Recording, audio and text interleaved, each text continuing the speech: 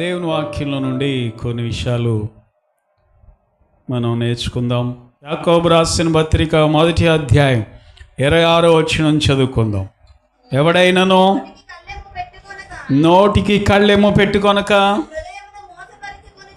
హృదయమును మోసపరుచుకొనుచు భక్తి గలవాడనని అనుకొని ఎడల వాని భక్తి వ్యర్థమే. చూడండి, నేను చక్కగా చెప్తున్నాడు యాకోబు భక్తుడు. ఎవడైనను నోటికి కళ్ళెము పెట్టుకొనకుండా తాను భక్తి గలవాడనని అనుకొనినట్లయితే వాని భక్తి వ్యర్థమే. వ్యర్థమైన భక్తి మనం చేయకూడదు. అర్థమవుతుందండి? ఆమేన్, హల్లెలూయా. నువ్వు ప్రార్థన చేస్తున్నావు, బాగా మంచిది. వాక్యం చదువుతున్నావు, బాగా చదువుతున్నావు, ఇంటి దగ్గర మంచిది. ఉపవాసాలు ఉంటున్నావు, చాలా మంచిది. కానుకలు ఇస్తున్నావు, దశమ భాగాలు ఇస్తున్నావు, మరీ మంచిది. నువ్వు చేసేదంతా మంచిదే, కానీ ఒకటి మంచిది కాదు. ఏంటయ్యా అంటే, నీ నోటికి కళ్ళెం అనేది లేకపోతే, నీ నోరు నీ స్వాధీనంలో లేకపోతే నువ్వు చేసేదంతా వేస్ట్ అంట. నీ నోరు మంచిది కాకపోతే నీ ప్రార్థనలు వ్యర్థం. నీ నోరు మంచిది కాకపోతే నీ ఉపవాసాలు వ్యర్థం. నీ నోరు మంచిది కాకపోతే నీ కానుకలు వ్యర్థం. నీ నోరు దేవుని బిడ్డ మంచిదై ఉండాలి. నోటికి కళ్ళెం ఉండాలి, కళ్ళెం ఉండాలి.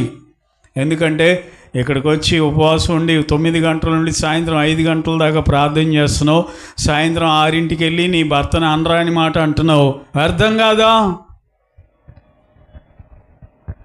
ఇక్కడికి వచ్చి ఆరాధనలో ఏకీభవిస్తున్నావు, మంచి వర్తమానాలు వింటున్నావు, ఆదివారం ప్రభు సన్నిధిలో గడుపుతున్నావు.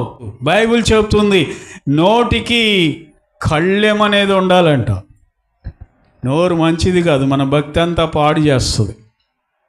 బూడిదలో పోసిన పన్నీర్ అంటారు, చూసారా?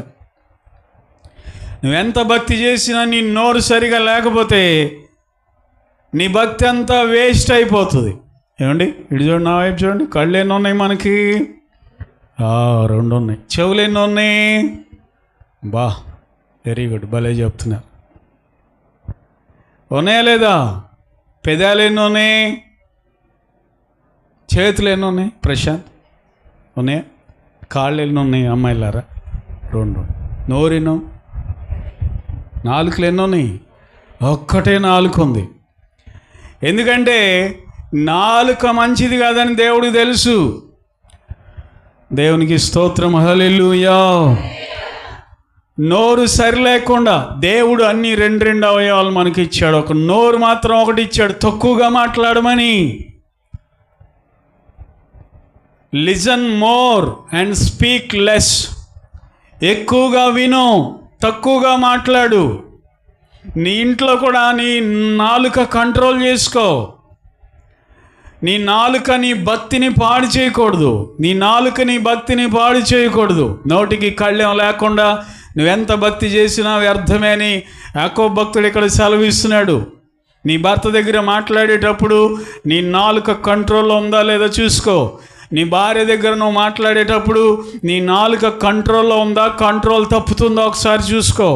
నీ పిల్లల మీద కోపం వచ్చినప్పుడు నీ నాలుక ఏం పలుకుతుందో ఒక్కసారి ఆలోచించు. నీ నాలుక నీ మాట వింటుందా, గతి తప్పుతుందా? జాగ్రత్త. నువ్వెంత భక్తి చేసినా నీ నాలుక నీ స్వాధీనంలో లేకపోతే నీ భక్తి వ్యర్థం. నోటికేమో కళ్ళెం ఉండాలి, ఇంటికేమో గొళ్ళెం ఉండాలి. గొళ్ళెం లేని ఇల్లు దొంగల పాలైపోతుంది. కళ్ళెం లేని వ్యక్తి శ్రమల పాలైపోతాడు. నోటికి కళ్ళెం లేని వ్యక్తి శ్రమల పాలైపోతాడు. నోటికి కళ్ళెం లేకపోతే ఎన్నో శ్రమలు వస్తాయి నీ జీవితంలో. ఏదేదో మిడిసిపడి మాట్లాడేస్తూ ఉంటావు, ఆ తర్వాత ఇంటికి వెళ్ళి ఏడుస్తూ ఉంటావు. సామెతల గ్రంథకర్త అంటాడు, మహాజ్ఞానినా, మామూలు జ్ఞాని కాదు. ఏమండి? నోటిని నాలుకను స్వాధీనంలో ఉంచుకునేవాడు శ్రమల నుండి ఏం చేస్తాడు? తన ప్రాణాన్ని కాపాడుకుంటాడు. 23వ వచనం, 21వ అధ్యాయము 23వ వచనం, సామెతలు 21, 23. నోటిని నాలుకను భద్రము చేసుకునేవాడు శ్రమల నుండి తన ప్రాణమును కాపాడుకుంటాడు. నోటిని భద్రం చేసుకోవాలి, నాలుకను భద్రం చేసుకోవాలి. చేసుకుంటే శ్రమల నుండి నీ ప్రాణాన్ని కాపాడుకుంటావు. జ్ఞాని అయిన సొలొమోను ఊరకనే చెప్పాడా? ఊరకనే చెప్పలా. నోటిని నాలుకను ఏం చేసుకోవాలి? భద్రము చేసుకోవాలి. చేసుకునేవాడు శ్రమల నుండి తన ప్రాణాన్ని ఏం చేసుకుంటాడు? కాపాడుకుంటాడు. దేవుని బిడ్డలారా, నాలుకను మనము జాగ్రత్తగా ఉపయోగించాలి. ఆచి తూచి మాట్లాడాలి. నువ్వు ఎవరితోనైనా మాట్లాడుతున్నావు అంటే ఒక్క మాటే కుటుంబాలను పడసేయచ్చు, కుప్పకూల్చేయచ్చు. ఒక్క మాటే కుటుంబాలను కట్టొచ్చు. ఒక్క మాటే ఒక వ్యక్తితో బంధాన్ని తెంచేయచ్చు. ఒక్క మాట చాలు. భార్య భర్తలు కూడా సంతోషంగా ఉన్నప్పుడు ఇంట్లో మితిమీరి మాట్లాడేస్తూ ఉంటాడు. ఒక్కోసారి జోక్గా మాట్లాడినా భార్య చాలా సీరియస్గా తీసుకుంటుంది. ఇలాంటి దాన్న అంటదంతే, చచ్చిందే గొర్రె. దేవునికి స్తోత్రం కలుగును గాక. చెబుదామా హల్లెలూయా? బిగ్గరగా చెబుదాం హల్లెలూయా. భార్య కోపం వచ్చినప్పుడు జ్ఞాని అయితే సైలెంట్గా బెడ్రూమ్లోకి వెళ్ళి పడుకుంటాడంట. ఇంకా జ్ఞాని అయితే టీవీ సౌండ్ బాగా పెడతాడంట. ఎందుకని? మహాజ్ఞాని అయితే మంచి డ్రెస్ వేసుకుని ఇంట్లో నుండి వెళ్ళిపోతాడంట బయటికి. ఏసు రక్తమే. అర్థమవుతుందా? 3 రకాల జ్ఞానం చెప్పానా? ఒకళ్ళేం చేస్తారు? కామ్గా ఇంట్లోకి వెళ్ళి పడుకొనిస్తుందా? పొర్రపాటును పడుకోనేది. వంటింట్లో ఉన్న అక్కడ దాకా వినపడేటట్టు తిడుతుంది. కొంతమంది గురించి చెప్తున్నా. రెండో జ్ఞానం ఏం చేస్తాడు? ఆ మాటలు వినపడకూడదని టీవీ సౌండ్ గట్టిగా పెడతాడంట. మూడో జ్ఞానం అయితే మొత్తం సర్దుకొని బయట పని ఉంది వెళ్ళి వస్తాను అంటాడంట. ఎందుకు వచ్చిన గొడవ? సంతోషంలో ఉన్నప్పుడు కూడా నీ నాలుకను ఏం చేయాలి చెప్పండి? దేవునికి స్తోత్రం చెల్లిద్దాం. హల్లెలూయా.